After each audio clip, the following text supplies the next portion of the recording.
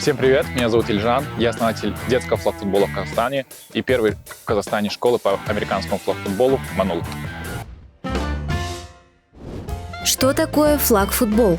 Флаг-футбол — это бесконтактная версия американского футбола, которая превратилась в отдельный вид спорта примерно 20 лет назад.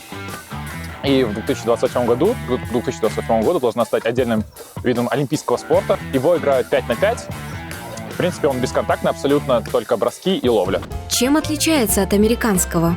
Отличается тем, что американский футбол — это контактный вид спорта, это ребята в шлемах, в каркасах, и по большей части там, чтобы остановить человека, нужно его положить на землю, да, то есть затеклить. Во флаг-футболе для того, чтобы остановить игрока, нужно оторвать флаг, и все. То есть это главное отличие. В американский футбол играют 11 на 11, во флаг-футбол играют 5 на 5 или 7 на 7. То есть это футбол намного меньше по размеру. Таких отличий намного больше на самом деле, ведь правил американского футбола на 250 страниц, а флаг-футбола где-то на 200 страниц, и отличий много маленьких. Но основное отличие в том, что играет меньше людей, и чтобы остановить, нужно оторвать флажочек. Вот и все. А девочкам можно заниматься? Девочкам нужно играть. Сейчас в NFL, это главная лига по американскому футболу, есть специальные гранты для девочек, для Азии, для Океании, для Европы. Любые девочки, которые занимаются флаг-футболом, могут поступить в лучшие университеты, начиная от Гарварда до, я не знаю, Duke University, поступить на полный грант от NFL и учиться там, играть во флаг. Это абсолютно бесконтактный вид спорта, как мы знаем. И это, на самом деле, очень много возможностей для этого есть. Также хочу сказать, что в нашей команде одна из самых лучших игроков является девочкой. При том, что у нас есть мальчики 9-10 классов.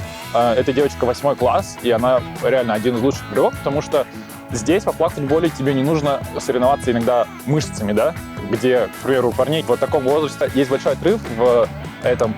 Здесь также нужно понимание игры, знание, ловкость, в чем девушки, в принципе, не отстают от парней. Вот, поэтому девушкам, да, советуется играть в этот спорт. Какими данными должен обладать человек, чтобы заниматься флаг-футболом? Во флаг-футбол могут играть любые типы людей, начиная от людей с излишком веса, и заканчивая тех, у кого нет вообще ни мышц, ни сил, ничего. Ведь главная суть игры — просто пронести мяч. И здесь для этого не нужно ничего особенного, главное — понимание игры. Поэтому you're welcome, если ты маленький или худой, или толстый, или большой, без разницы нам.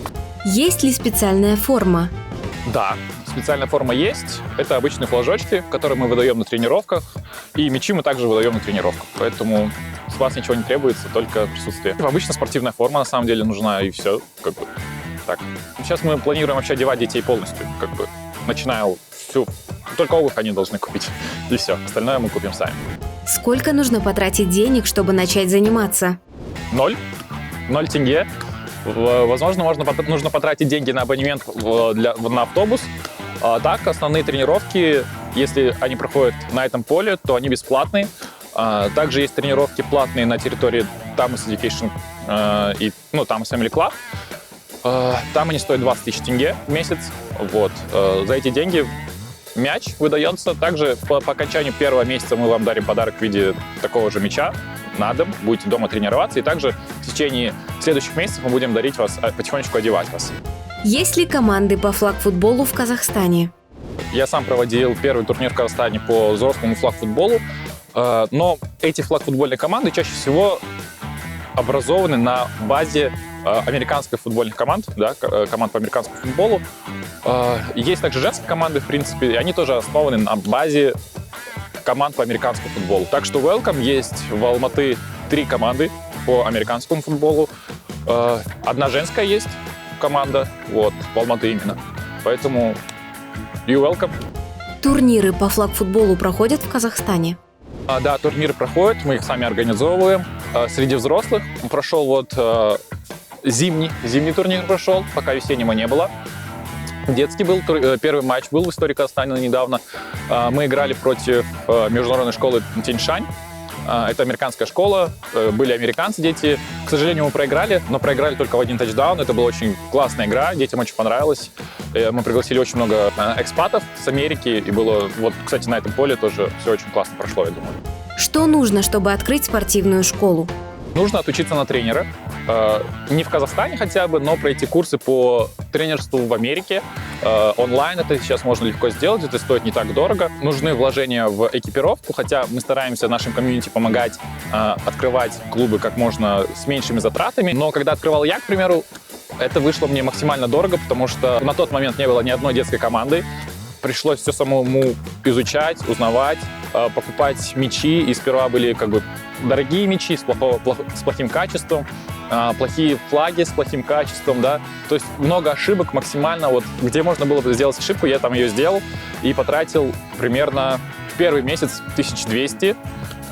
Было очень больно, когда ты еще сам ты не получаешь спонсорских денег, сам работаешь, и просто свои деньги, которые ты мог потратить на себя, тратишь их на детей, которых ты даже не знаешь, да, и некоторые даже, первое время даже никто не приходит, вот. Но потом, в принципе, уже можно и без затрат. Сейчас вот женскую команду мы открыли, я помогаю открывать команду также.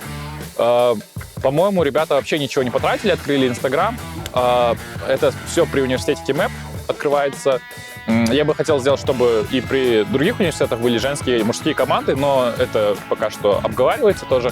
Вот, открыли команду, просто открыли Инстаграм, среди девочек в Инстаграме раскидали, и вот уже команда из 10 девушек, да. Как бы очень круто, мне кажется.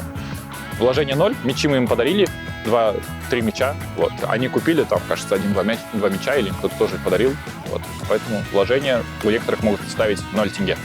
Про свой клуб главный я, и вообще главная идея детского спорта заключается на мне. Но есть еще Федерация американского футбола Казахстана, которая пытается помогать, хотя наша федерация такая же маленькая, как и, я не знаю, федерация какого-нибудь вообще непонятного вида спорта, да, и любая федерация будет больше нас.